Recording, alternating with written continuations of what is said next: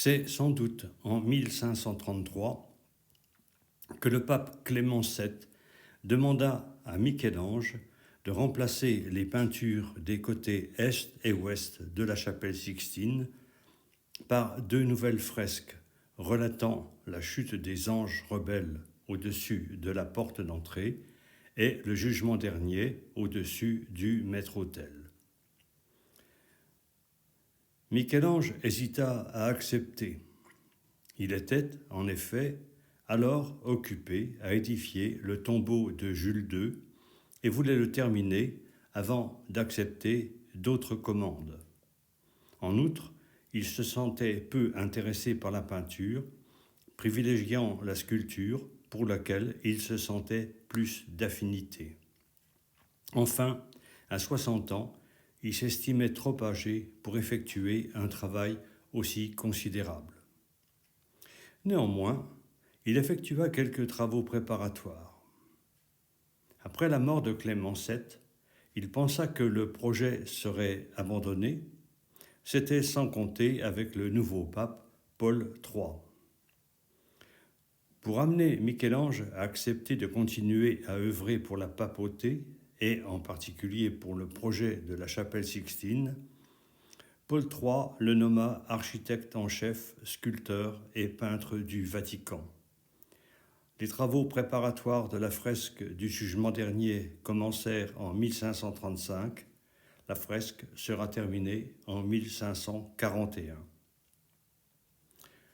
Pour réaliser son œuvre, Michel-Ange eut besoin de modifier totalement la paroi est de la chapelle. Il retira le retable surmontant l'autel représentant l'Assomption de la Vierge du Pérugin, ainsi que les tapisseries qui encadraient cet autel. Il recouvrit les deux peintures du Pérugin qui débutaient le cycle de Moïse et celui de Jésus. Au-dessus, il fit boucher les deux fenêtres et supprima les peintures les encadrant, dont peut-être celle représentant Saint-Pierre. Enfin, il supprima les peintures des lunettes consacrées aux premiers ancêtres du Christ, dont Abraham, que lui-même avait peint une vingtaine d'années plus tôt lors de la recomposition de la voûte. Ainsi, Michel-Ange disposa d'une surface uniforme qui fut colorée en bleu, ce qui permit de bien faire ressortir la composition de la fresque. Une gravure datant de 1682, montrant une cérémonie religieuse en présence du pape Grégoire XIII, témoigne des transformations survenues. Une autre gravure, réalisée en 1603 par Francesco Villamena, permet de révéler une caractéristique de l'œuvre de Michel-Ange, l'utilisation générale du nu. Sur cette gravure, elle est quasiment conservée, à l'exception toutefois du Christ, dont le corps avait été partiellement recouvert d'une draperie. Ce type de modification est particulièrement bien visible sur la figuration de Sainte Blaise et Sainte Catherine, représentées nues par Michel-Ange et habillées ensuite.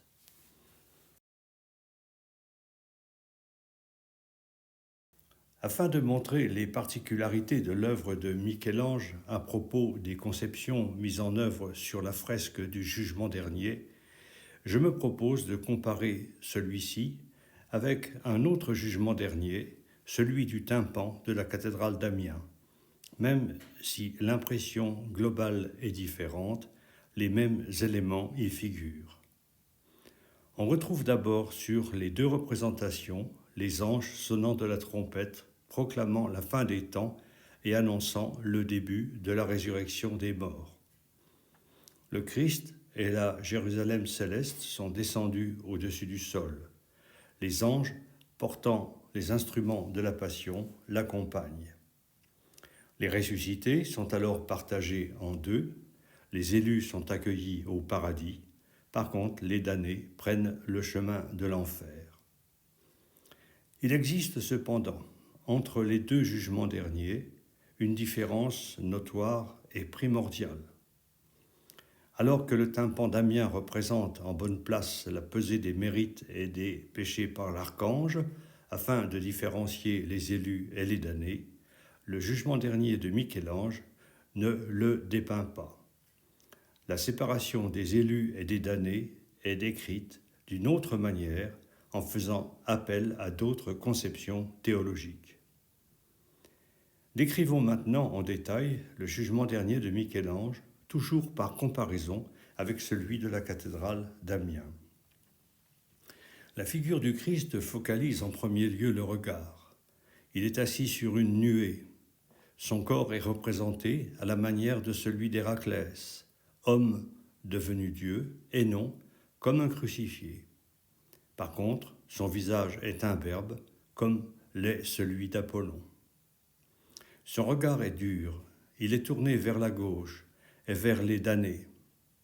Sa main levée semble soit donner le signal du début du processus du jugement dernier, soit stigmatiser ceux qui seront damnés. Le Christ de la cathédrale d'Amiens paraît beaucoup plus serein. Il semble assister plus en rédempteur qu'en juge à la pesée effectuée par l'archange. La Vierge Marie, sur le jugement dernier de Michel-Ange, se serre contre son fils, les mains croisées sur le cœur, et elle tourne son regard vers les élus qui montent vers elle. Son regard est impassible. Elle n'est plus que spectatrice. Ce n'est plus pour elle le moment d'intercéder pour les humains. Pour ces derniers, les jeux sont faits. La Vierge Marie de la cathédrale d'Amiens est en prière près de son fils, manifestant ainsi le fait qu'elle conserve son rôle d'intercession. Le Christ est entouré de tout un cortège de saints qui semble lui constituer une auréole. Deux d'entre eux sont mis au premier plan.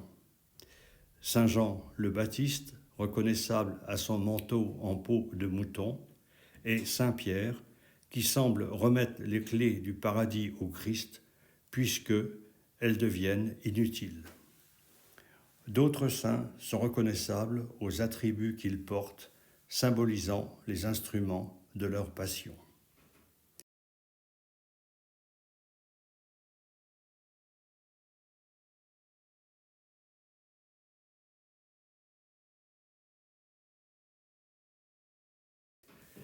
Sur le tympan de la cathédrale d'Amiens, la cour des saints est réduite à sa plus simple expression, n'étant représentée que par Saint Jean.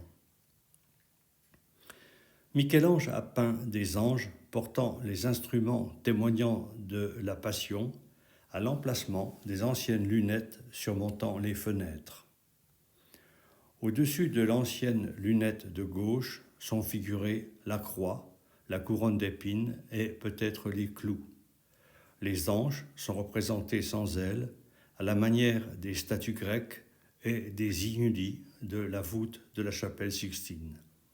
À droite, les anges portent la colonne de la flagellation.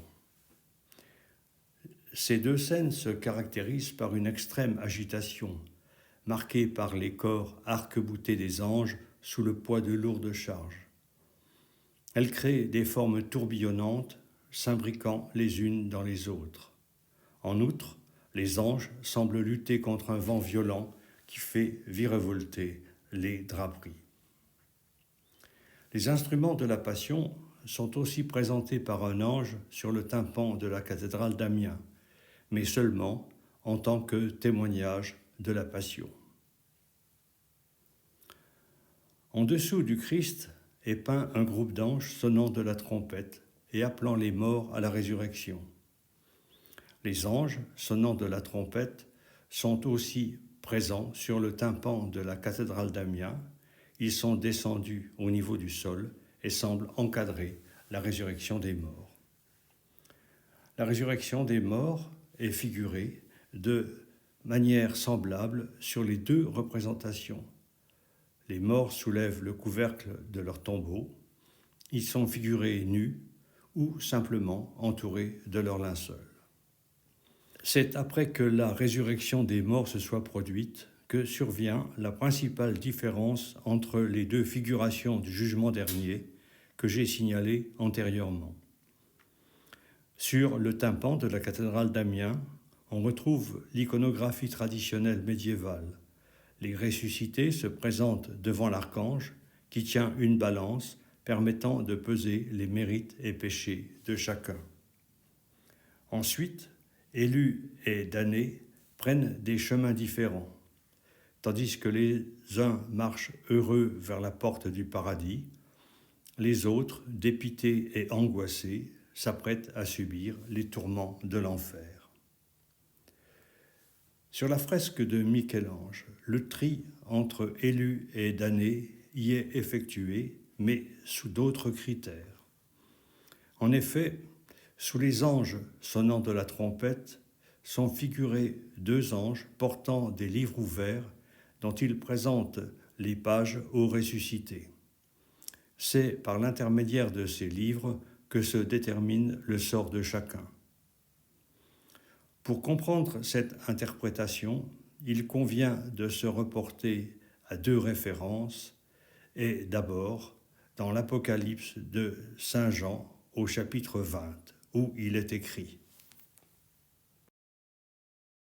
« Je vis les morts, les grands et les petits, qui se tenaient devant le trône. Des livres furent ouverts. Et un autre livre fut ouvert, celui qui est le livre de vie.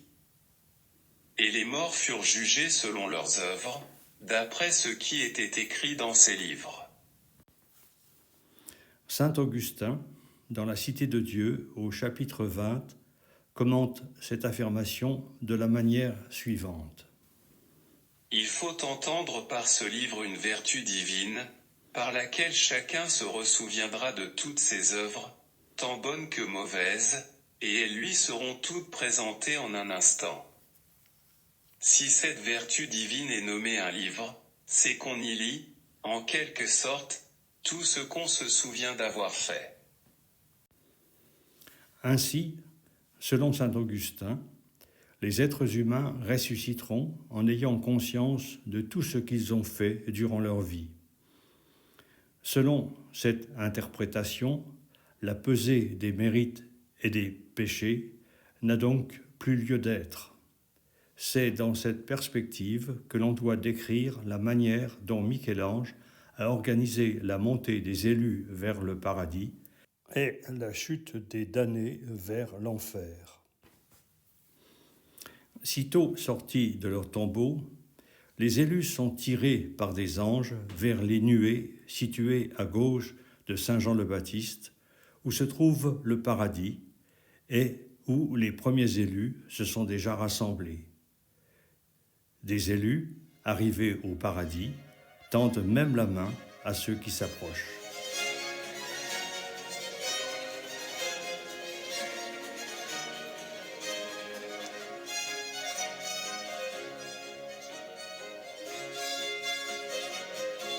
Pour certains, cependant, la situation est plus indécise.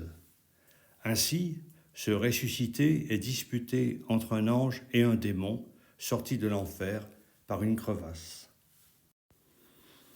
À droite de l'ange, présentant le livre de vie, les damnés sont traités vers l'enfer par les démons.